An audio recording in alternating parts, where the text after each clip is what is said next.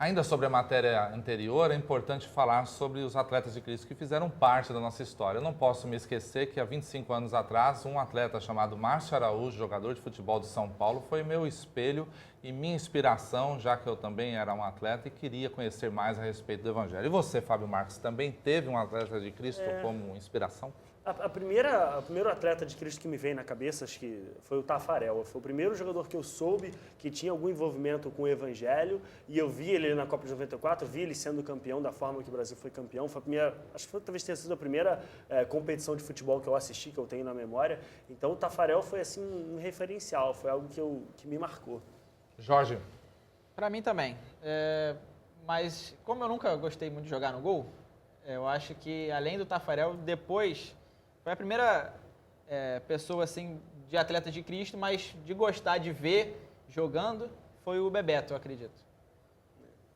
O Bebeto foi um jogador, fez muita diferença, né? Ele é um jogador, para quem gosta muito do futebol, ele jogou no Rio de Janeiro, jogou em grandes clubes e foi um atleta que fez diferença na seleção também. Jogou em 98, foi muito bom. E acho que essa geração do que viu o Tafarel, viu no Bebeto um jogador diferente, assim, tinha um jogador no gol e um jogador na frente. Então a seleção também servida, Jesus na frente, Jesus atrás e vamos que vamos.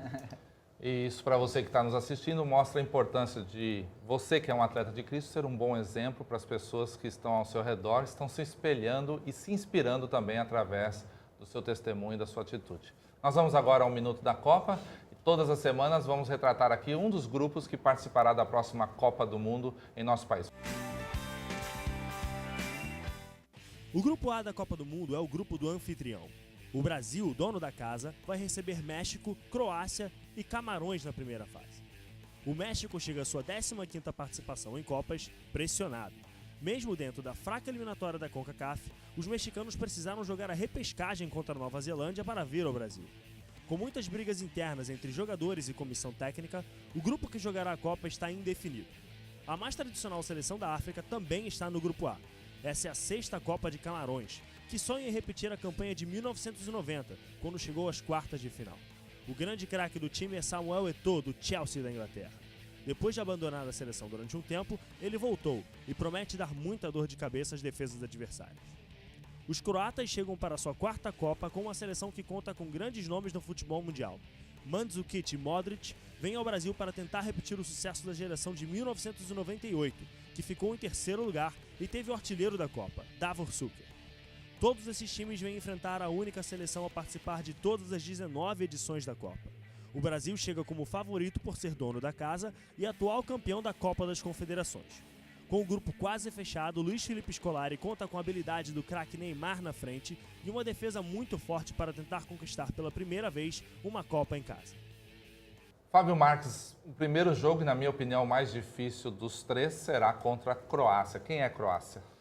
Primeiramente, o primeiro jogo é difícil, principalmente por ser estreia. É sempre um jogo mais difícil, é cercado de tensão, o time não está exatamente pronto ainda ficam algumas questões com relação aos jogadores e aonde eles vão ser utilizados. Então isso por si só já é uma situação difícil para o Brasil. Coloca-se à frente do Brasil uma seleção interessante, que é a seleção da Croácia. Como eu falei ali no vídeo, tem dois jogadores que são muito bons, Mandzukic e Modric. O Modric hoje é o jogador principal do setor defensivo do Real Madrid. É o jogador responsável por retomar a bola do adversário e fazer o time para frente. Ele joga num time que é finalista da Champions League, o campeonato mais importante da Europa, e acho que ele cria ali naquela situação da defesa da Croácia uma barreira para que o Brasil não consiga criar. Eu imagino que o Modric vai ficar marcando o Oscar para impedir que ele crie jogadas do Brasil e assim criar os ataques ofensivos da Croácia. No ataque da Croácia, o Mandzukic, que é um centroavante clássico, um camisa 9. Cabeceia bem, chuta com as duas pernas e pode criar um problema no meio dos dois zagueiros. Apesar dele não jogar o primeiro jogo contra o Brasil, ele pode fazer diferença nos próximos jogos da Croácia, numa eventual disputa pelo segundo lugar. Muito bem, Brasil e Croácia, primeiro jogo da Copa do Mundo, inaugurando o estádio ali em Itaquera, no estado de São Paulo, no dia 12 de junho. O segundo jogo acontece no Nordeste, lá em Fortaleza, contra a seleção do México, Jorge Júnior. Sim, esse grupo do Brasil, acho que já chegou num consenso que é um grupo equilibrado, né, mas eu acredito que o Brasil não vai ter tantas dificuldades assim. O México, para mim, é o principal adversário no grupo. Eu acredito que o México possa ser aí o segundo colocado imaginando e torcendo que o Brasil vai ser o primeiro, confirmando as nossas expectativas. Então, apesar da leve crise que o Fábio até falou no VT, por qual o México passa, eu ainda acredito que o México, pelo histórico que tem contra a seleção e no futebol mundial, vem crescendo, vem melhorando nos últimos mundiais, tende a ser um jogo que vai passando pela abertura, pelo primeiro jogo contra a Croácia, passando por esse nervosismo e conseguindo ganhar bem da Croácia, pega, eu acho que o jogo mais difícil contra o México para poder México, garantir ou não a classificação. A Croácia tem um bom time, tem principalmente 2 jogadores interessantes, mas acho que o México, dentro desse grupo, é o grupo que é mais homogêneo, não tem assim um grande craque nem um grande ruim. Então tem jogadores destaques, todos, mas... tem jogadores de nível médio, mas todos os 11 jogadores do time titular são bons jogadores, então ele pode criar uma situação complicada. O problema da seleção do México é a sua falta de constância, já que vem trocando de treinador, assim como se troca de roupa também. Agora, o último jogo da primeira fase da seleção brasileira acontece em Brasília contra a seleção de Camarões. Acho que deve ser o jogo mais fácil do Brasil. Acho que, apesar de os Camarões terem um time de muito vigor físico, muita velocidade, cria sempre aquela expectativa com relação à defesa.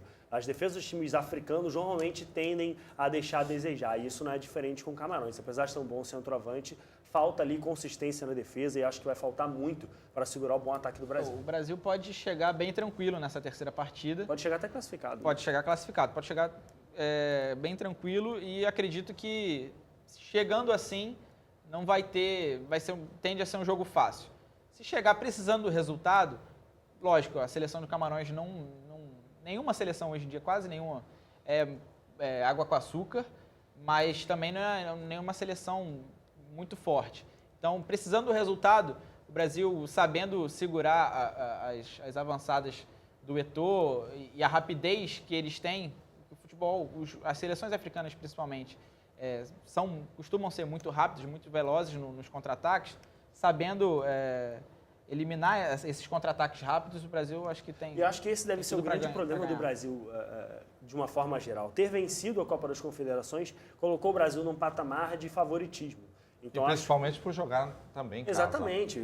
Vem com um time campeão, vem com um time jogando em casa e acho que isso gera um certo medo nas outras seleções, o que vai fazer com que eles joguem, de certa forma, na defesa. E aí o Brasil vai precisar encontrar espaços, tocar bastante a bola, para poder criar essas situações de ataque contra um time que está jogando na retranca. É isso aí. A nossa seleção brasileira, que foi convocada no último dia 7 de maio, para nossa alegria, traz entre seu elenco alguns atletas de Cristo. Nos próximos programas nós traremos a você os nomes e um pouquinho mais da história de cada um.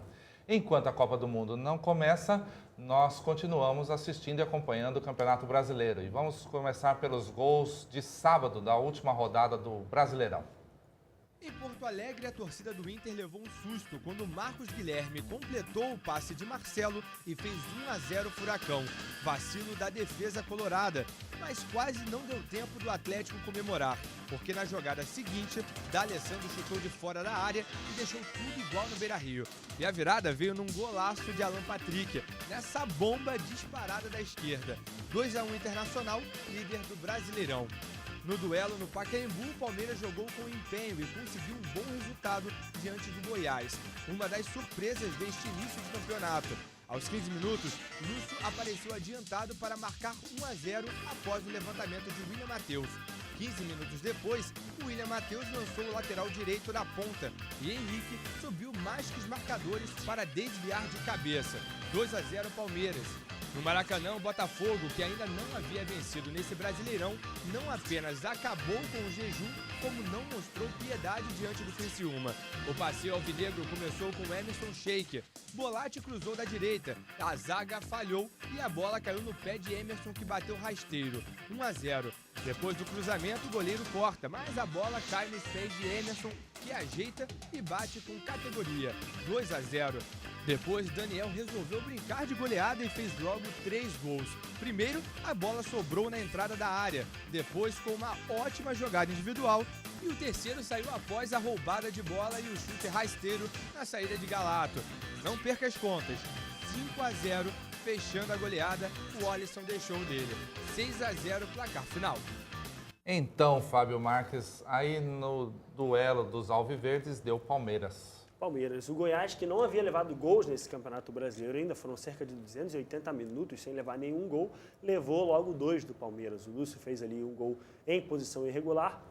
Pouca diferença fez, porque o Palmeiras realmente fez uma partida muito melhor. O Palmeiras tem o Valdívia convocado essa semana, já deixa de jogar os próximos jogos e tem uma grata surpresa. Foi a contratação do Henrique, que veio do Londrina, fez um excelente campeonato no Campeonato Paranaense. E nos 3 jogos que jogou, fez 3 gols. A torcida do Palmeiras absolutamente não está sentindo falta do Allan Kardec. Não confundir esse Henrique com outro Henrique do Palmeiras, conhecidíssimo, que está na Europa e foi convocado também para a seleção que vai disputar a Copa. Já no sul do país, o Inter venceu o Atlético Paranaense, né, Jorge? Sim, 2-1, levou um gol primeiro, foi surpreendido porque eu acredito que a equipe do Inter é bem superior à equipe do Atlético Paranaense.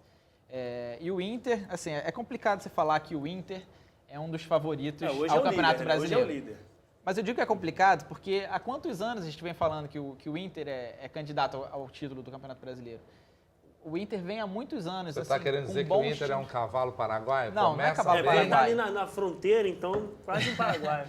Mas porque, assim, sempre vem com uma equipe boa, um elenco bom. O D'Alessandro está aí há anos jogando muito bem, né, o camisa 10 do time, e sempre com bons times, tanto bons elencos e bons times titulares, né?